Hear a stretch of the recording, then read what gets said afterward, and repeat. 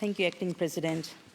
I too rise to speak on Melbourne Strategic Assessment Environment Mitigation Levy Bill 2019.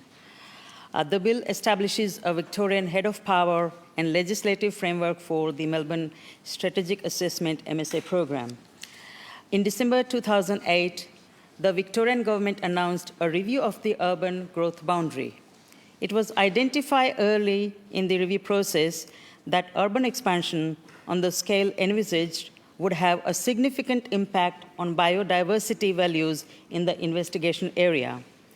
The Melbourne Strategic Assessment MSA program was developed in parallel with the report Melbourne 2030, a planning update, Melbourne at 5 million, which identified areas to be considered for new urban development, and the subsequent report delivering Melbourne's newest sustainable communities, which recommended an expansion of Melbourne's urban growth boundary to include 60,000 hectares of new land for urban development. This expansion to the urban growth boundary was given effect in 2010 by Planning Scheme Amendment VC 68.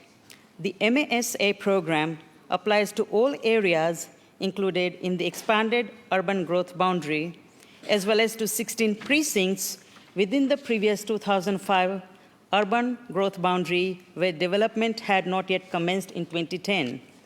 The MSA program provides a combined environmental impact assessment of urban development in Melbourne's growth areas under both the Commonwealth Environment Protection and Biodiversity Conservation Act 1999, EPBC Act, and the Victorian Native Vegetation Controls. The Commonwealth Government has approved urban development in Melbourne's growth areas under the EPBC Act to be undertaken in accordance with the MSA program.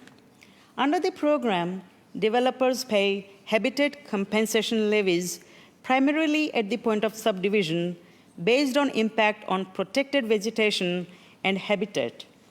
The levies fund the cost of implementing the delivery of the commitments required by the Commonwealth approvals.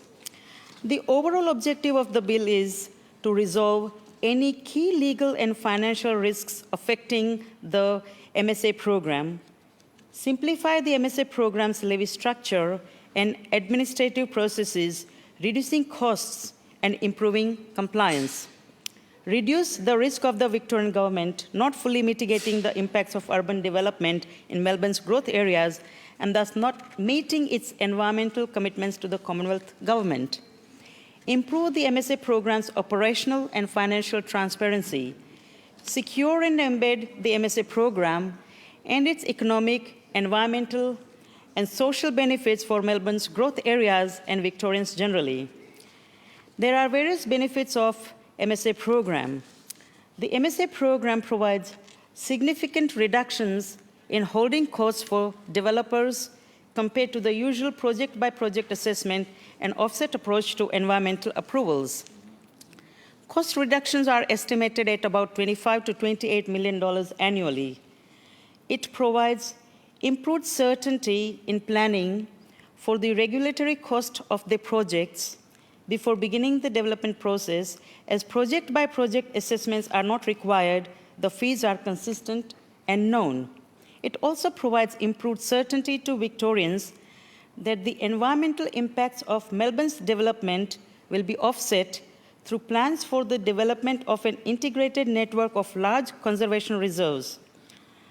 These reserves will be important environmental assets for future Victorians and will make significant contributions to reducing extinction risk for threatened species and ecological communities.